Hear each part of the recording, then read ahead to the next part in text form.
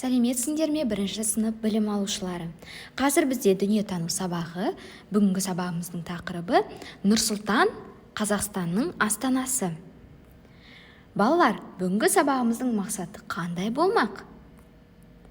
Біз бүгін сендермен Нұр-Сұлтан қаласының көрнекті орындарымен танысамыз. Бүгінгі сабақта Қазақстанның астанасы туралы шығармашылық жұмыстар жасауды үйренеміз. Енді балалар, Нұр-Сұлтан қаласы туралы не білесіңдер? Қанеки ауызша жауап беріңіздерші.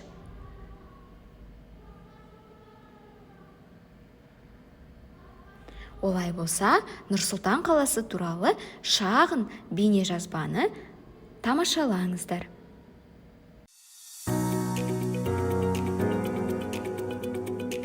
Нұр-Сұлтан, Еуразия жүрегі. Ел еңсесін биікке көтеретін нұрлы орда. Қазақстанның 30 жыл тәуелсіз мемлекет ретіндегі жеткен жетістігінің жемісі. Дәл осы қалада ең маңызды мемлекеттік шешімдер мен келісімдер қабылданады. Ел жүрегі, Елорда. Еліміздің астанасы Нұр-Сұлтан қаласы екенін бәріміз білеміз. Балалар, Нұр-Сұлтан қаласы Есіл өзенінің жағасында орналасқан. Суретте көріп отырғандай, бұл Есіл өзені. Астананың символы Бәйтерек монументі. Оның пішіні көріп отырғандарыңыздай алып бәйтерек басындағы алтын күнге ұқсайды. Балалар, Бәйтерек туралы аңыз бар екен. Мұқият тыңдайықшы. Өмір ағашы Бәйтерек өзенінің жағасында өседі. Оның тамыры тереңге жайылып, ал ұшар басы аспанды тірейді. Жылына бір рет ұшып келетін самұрық құс жұмыртқасын басарда қауіпсіз әрі тыныш орын іздейді екен.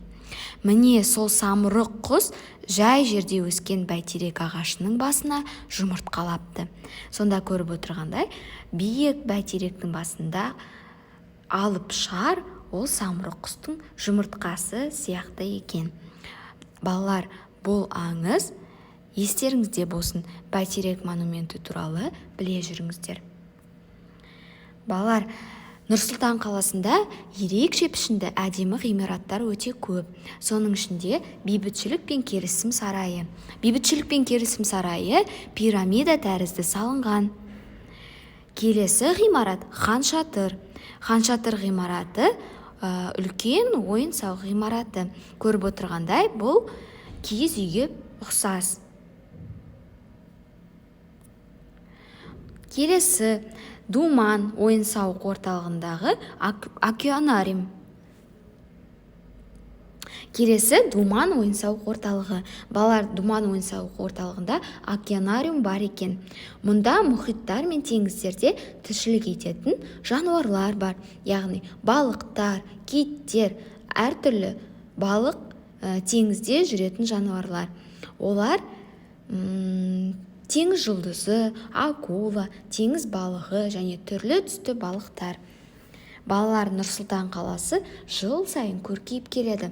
1999 жылы қалаға әсем қаласы деген жоғары мәртебе берілді.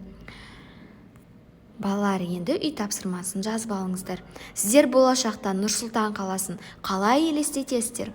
Жаңағы айтып кеткен Хан Шатыр, Думан, бейбітшілік келісім сарайы, Бәйтерек сияқты ғимараттардан басқа Нұр-Сұлтан қаласында тағы қандай ғимараттар салынуы мүмкін?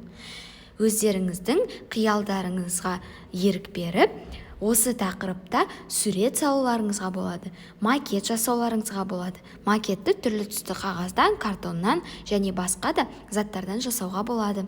Және ермексаздан жоба жасап келсеңіздер болады. Ермексаздан балалар әртүрлі ғимараттарды жасай аласыздар. Немесе болашақтағы Нұр-Сұлтан қаласы туралы эссе жазып келулеріңізге болады. Балалар, Нұр-Сұлтан қаласы туралы тағы да қосымша ақпаратты ғаламтор көздерінен, үлкендерден, ата-аналарыңыздан сұрап, келесі сабаққа әңгімелеуге дайындалып келіңіздер. Бүгінгі сабағымыз өте қызықты болды деп ойлаймын. Үй тапсырмасын кері байланыс ретінде маған жібересіздер. Сабағымыз аяқталды. Сау болыңыздар.